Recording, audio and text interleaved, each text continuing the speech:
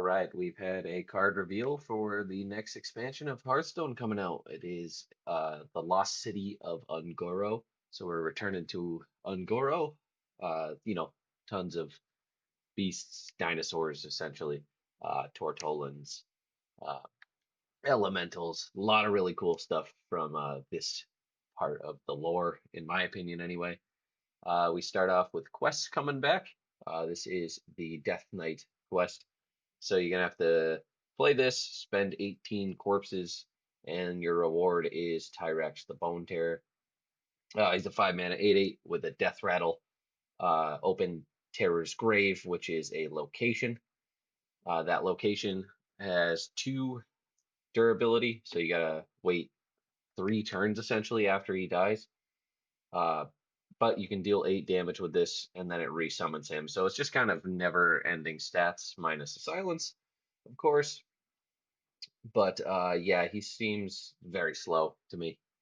Seems like it'll take probably a little while to get the corpses done.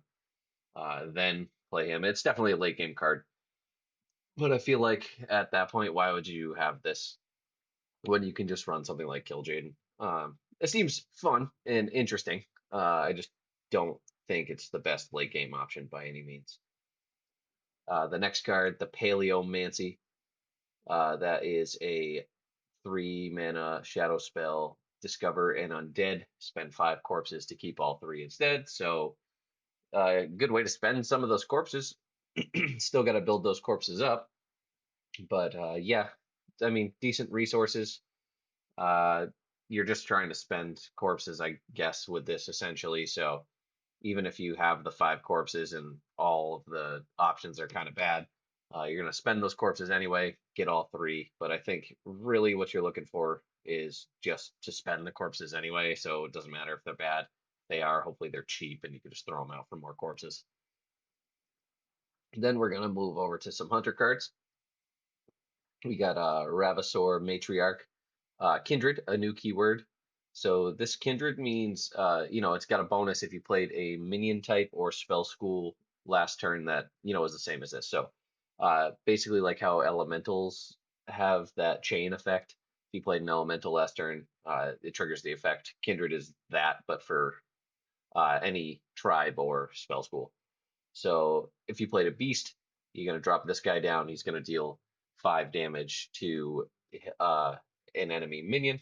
This seems like it would be pretty good in like a pretty aggressive beast type deck. I don't think you want to necessarily run it with NBU and stuff like that, although that would make it better, obviously, if it costs 0 and you're playing a bunch of beasts alongside it and has 10 damage on it instead, takes out a much bigger thing. But I mean, I think tempoing this out on like 4 in general, just using it to clean up a taunt your opponent's trying to stabilize with is a much better option. We got Story of Carnessa, so just kind of a callback to Hunter's old quest. It's going to shuffle 10 1 cost 3/2 Raptors into your deck with Battlecry, draw a card. So basically the reward for Carnessa's Brood. This is kind of insane, if you ask me, because before you had to play the quest, then play 7 1 drops, then play Carnassa to get 20 of these. Instead of 8 mana, then Carnassa was 13 total mana. You just play two of these for 4 mana, and you get the same effect. That's kind of crazy to me. It's a good draw too. It's just constantly doing stuff. Your worst case scenario is you top deck a 1/1 or a 1 drop, and then draw whatever's next. You chain these, put out some pressure, and just keep trying to load that board up. This is going to be definitely an aggressive style card. Can't imagine you'd be digging for anything else. On to some priest cards. So Kindred's back with this one. It's a Grave Dawn Void Bulb. So that is a 4 mana shadow spell. It's going to summon a random 4 drop and give it taunt. If you played a shadow spell the turn prior, it's going to do that twice. On 4, if you played a shadow spell last turn, not too bad, right? Later on, this is going to be kind of not so good, I have a feeling. Could see potentially this being okay with what's her name, Tyrande, maybe later, potentially. Um, but at that point, it might just be too late to be going for smaller wide boards. I mean, four drops are, I say medium, but I mean, it's not like you're putting out, you know, four 8/8s, or just killing your opponent. You're just putting out four drops. I just don't think it's going to have enough impact if played much later than turn four. But I could see that, applying some pressure in early games for a more aggressive style deck. The Grave Dawn Sunbloom. So basically, the alternative to that last one, 4 mana Holy Spell. It is gonna cost two less if you played a Holy Spell last turn, and it is going to draw two cards. 4 mana draw two is gonna feel absolutely atrocious. 2 mana draw two is okay. So the conditionality makes it probably not so good. I mean, if you're running a critical mass of Holy Spells, and it triggers pretty often. 2 mana draw two is not bad. Your rogue card. So we're gonna discover a card from our deck. If you play it this turn, also pick one of the others. So discover two cards from your deck, essentially, because you're almost always gonna pick a cheaper one that you can play, and then just get another option. Basically, draw two cards for two, except you get to pick the cards. So this is just better than the last card we looked at. That's assuming you can play it. But I mean, I think with your choice of three cards, you'll most of the time be able to find something that's going to fit your curve, and then just get another card out of it. On to a shaman card here, their quest. Play 7 minions of unique types, and your reward is Ashelon. Ashelon is 5 mana 8/8 battle cry. Adapt twice for the rest of the game. Give minions you play those adaptations. This seems pretty cool, pretty fun. I don't know how consistent or great it will be, but yeah, you think you got the amalgams, and those permanently uh, end up with whatever adaptation you get. What I really am looking forward to trying is getting a shutter block to triple that up, get 6 different adaptations, and just kind of stack those forever on some adaptive amalgams.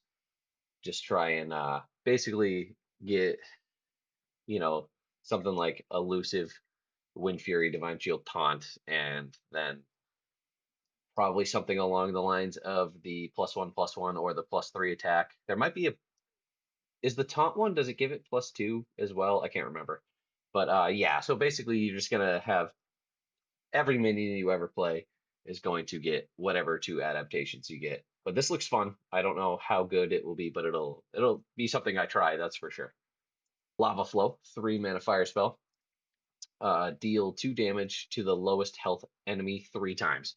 So could be a lot of face damage just to, finish off the opponent. It's only overload 1, which is kind of crazy. Seems like it should be more because this is a 3 mana. I guess that makes sense. It's a 3 mana fireball. So this seems like just a pretty solid spell overall.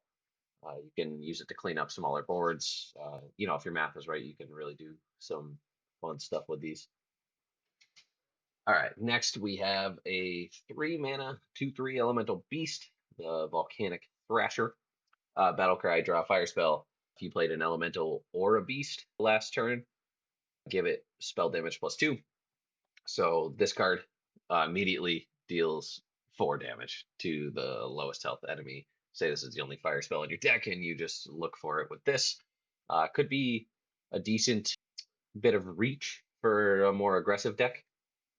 In my opinion, that's probably the way I'd see it being used best.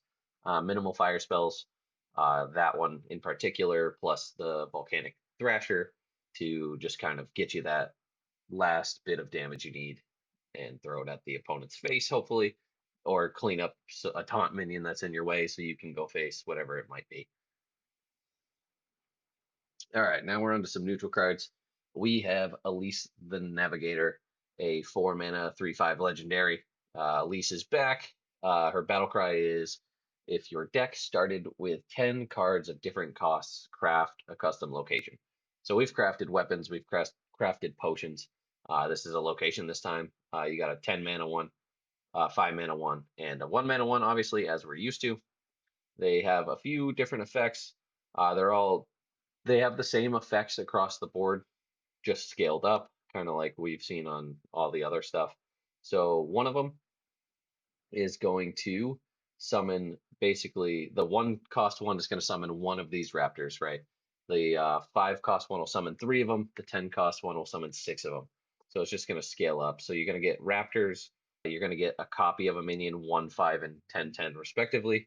Uh, that's the 5 mana or the 5 mana one. There's 12, 6, and 3 armor. There is basically double Savage Roar on one of them. Then there's regular Savage Roar. And then there's Baby Savage Roar. We got this Runic Inscriptions, which is discover a spell. It costs 7 less. That one seems like a bit of a waste. How often are you going to hit a spell that costs 7 or more? In my opinion, this is the sweet spot for the spell discovery.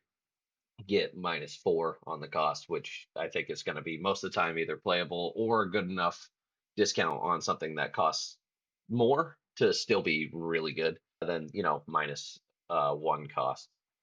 Then you got your next spell has spell damage +2.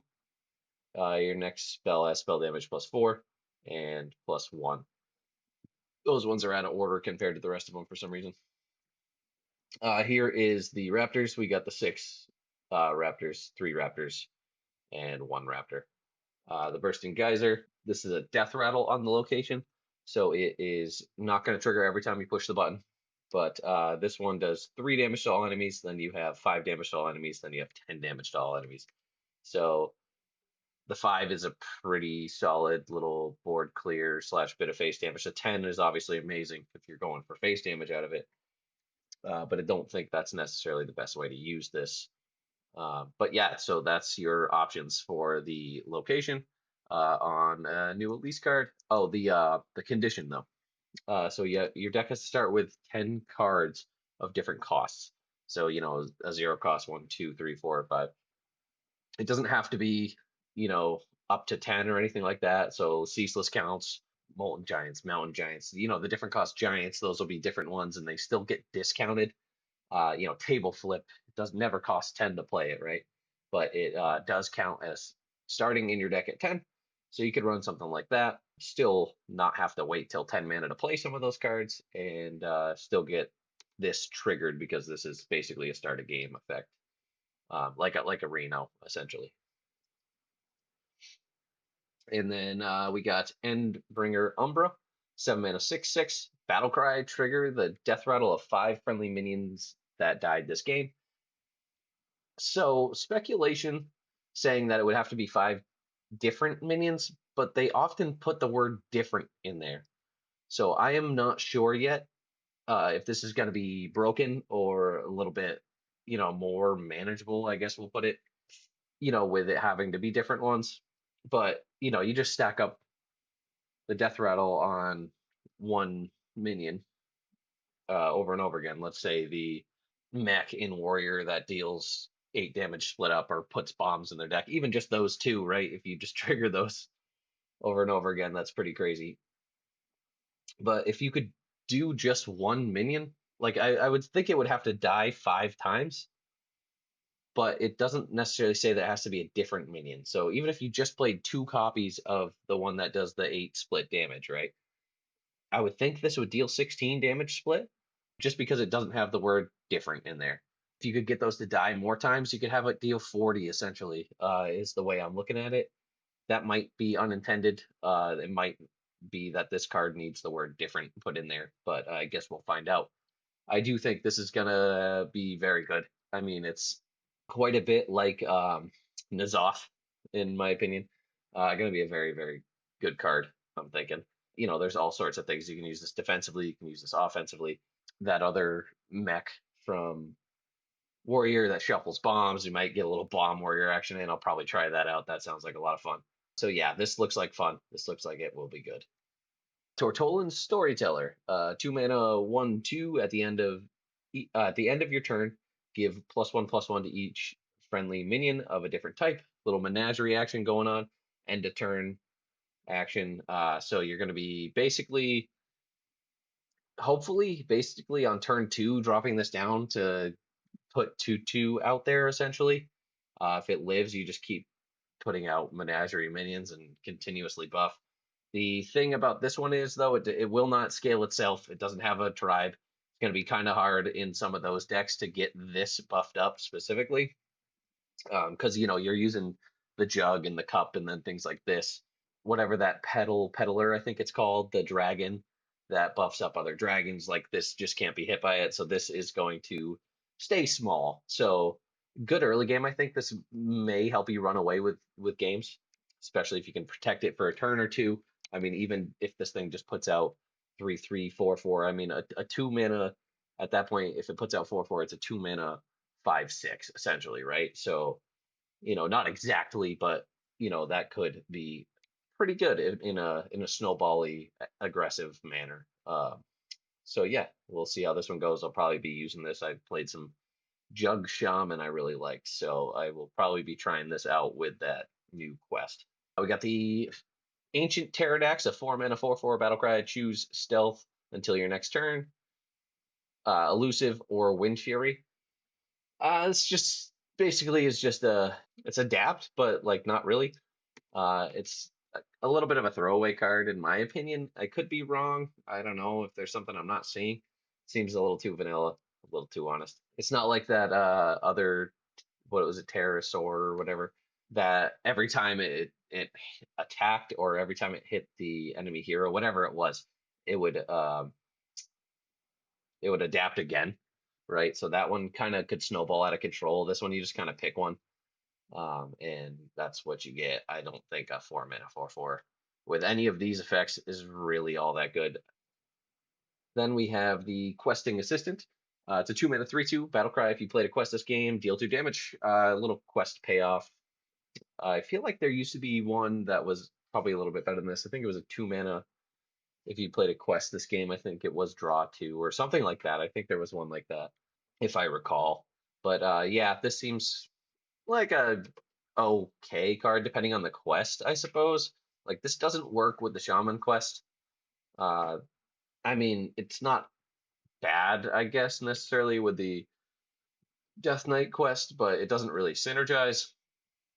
I think on 2 mana you'd rather be playing something like I can't remember what that guy's called either, but the nothing gets past my hounds guy. He has rush. He's a 2/1. He summons a hound that has reborn. So you get one card. That's going to be 3 corpses for that quest. I mean, I don't think this is necessarily what you're going to want to be doing.